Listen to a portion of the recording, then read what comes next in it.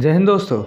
आज कहानी है असब और सपेरों का देश कहे जाने वाले भारत के उस नागरिक की जिसने दुनिया को बता दिया कि असभ्य हम नहीं हैं, असभ्य है उनकी सोच जो हमें असभ्य बताकर हमारे ऊपर बरसों से राज कर रहे हैं।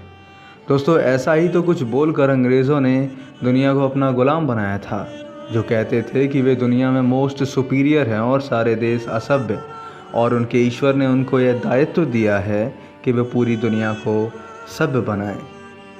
उस दिन एक हिंदुस्तानी ने अंग्रेज़ों के इस झूठे दावे की पोल खोल के रख दी थी।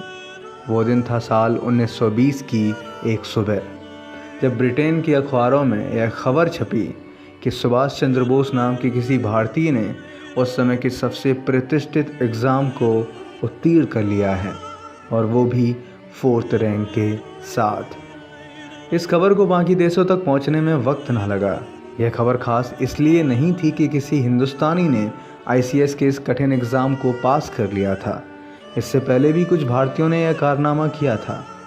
यह खबर खास इसलिए थी कि किसी गुलाम देश के नागरिक ने खुद को सभ्य बताने वाले अंग्रेज़ों को पछाड़कर 4थी रैंक हासिल की थी, जो किसी भी गुलाम देश के लिए पहली बार था। दोस्तों, सुभाष चंद्र बोस की इस जीत को केवल भारतीयों की ही जीत कह देना गलत होगा, क्योंकि कहीं ना कहीं यह उन तमाम देशों के हौसले की भी जीत थी जो अंग्रेज़ों से आज़ादी के लिए संघर्ष कर रहे थे। दोस्तों, वैसे तो यह कहानी सबको पता है, लेकिन यकीन मानिए आज यहाँ आपको इस कहानी से जुड़े कुछ ऐसे भी प्रसंग पता चलने वाले हैं जिससे आपके मन में नेताजी के प्रति सम्मान और भी ज़्यादा बढ़ जाएगा। दोस्तों, आज IAS बनना देश में लाखों लोगों का सपना है, और हो भी क्यों ना। यह भारत का सबसे प्रतिष्ठित एग्ज़ाम जो है, ब्रिटिश दौर में इसको ICS बोला जाता था, इंडियन सिविल सर्विस। यह एग्ज़ाम लंदन में होता था, जिसके द्वारा ब्रिटिश सरकार भारत में अपने तंत्र को चलाने के लिए उच्च वर्ग के प्रशासनिक और न्यायिक अधिकारियों का चयन करती थी। कोर्ट के जज, जिलाधिकारी, जिसे तब कलेक्टर कहते थे, आदि का चयन इसी एग्ज़ाम के थ्रू होता था। सुभाष बचपन से ही मेधावी छात्र थे, जिन्होंने कक्षा 10 तक हमेशा टॉप किया। ग्रेजुएशन में उन्होंने यूनिवर्सिटी में दूसरा स्थान प्राप्त किया था। अपने इस टॉपर बेटे को उनके वकील पिता जानकीनाथ बोस हमेशा से एक कलेक्टर के रूप में देखना चाहते थे, जबकि सुभाष का मन राजनीति में लगने लगा था। एक रोज़ जब उनके पिता ने उनके समक्ष यह बात रखी तो सुभाष मना नहीं कर पाए, और ना चाहते हुए भी ICS का एग्ज़ाम देने के लिए वो इंग्लैंड के लिए रवाना हो गए। दोस्तों, सुभाष बाबू इंग्लैंड गए तो थे ICS की परीक्षा देने, लेकिन वो खुद नहीं जानते थे कि वक्त उनमें एक क्रांतिकारी का चेहरा ढूंढ रहा था। वहाँ सिलेबस में मॉडर्न यूरोपियन हिस्ट्री एक विषय होने के कारण उन्हें यूरोप के इतिहास को गहराई से समझने का मौका मिला। वहाँ उन्होंने बिस्मार्क, लेनिन जैसे क्रांतिकारियों के बारे में पढ़ा।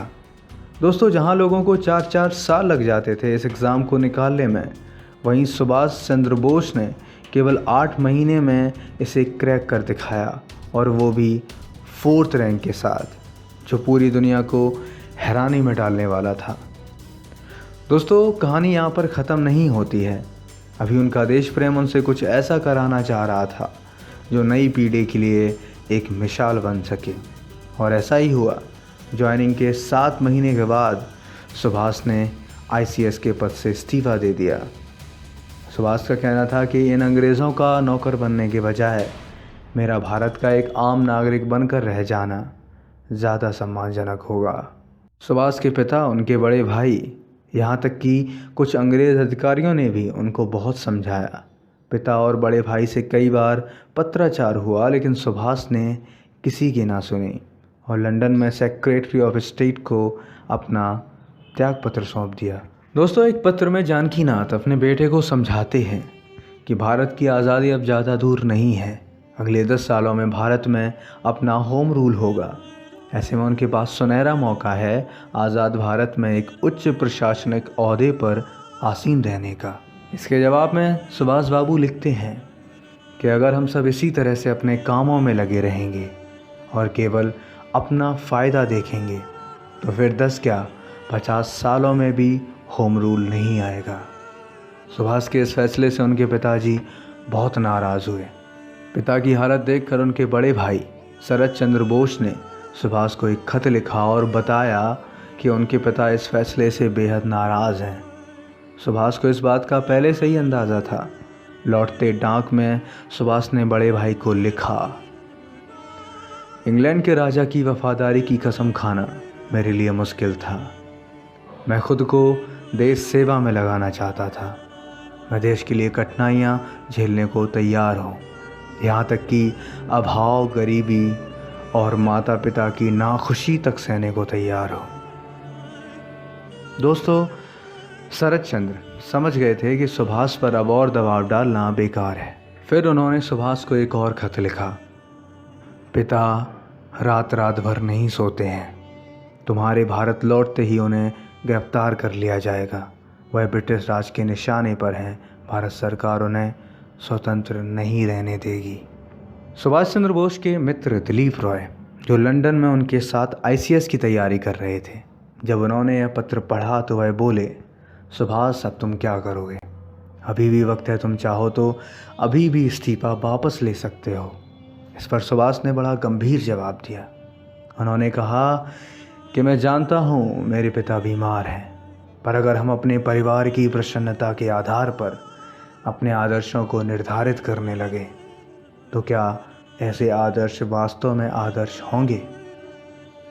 सुभाष की यह बात सुनकर दिलीप रॉय हैरान रह गए। इस पत्र के जवाब में सुभाष ने अपने बड़े भाई को कुछ नहीं कहा, क्योंकि अभी भी उनका जवाब वही था, मैं माता पिता की नाखुशी तक सहने को तैयार हूँ।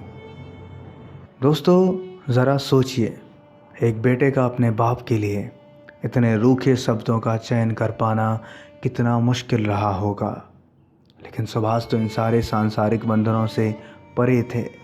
उनके लिए उनका आदर्श, उनका देश हमेशा से सर्वोपरि था, शायद उनके पिता पुत्र के रिश्ते से भी बड़ा। दोस्तों, अब उनके बारे में और नहीं बोल पाऊँगा। निशब्द हो जाता हूँ मैं जब भी इस शख्सियत की बात करता हूँ।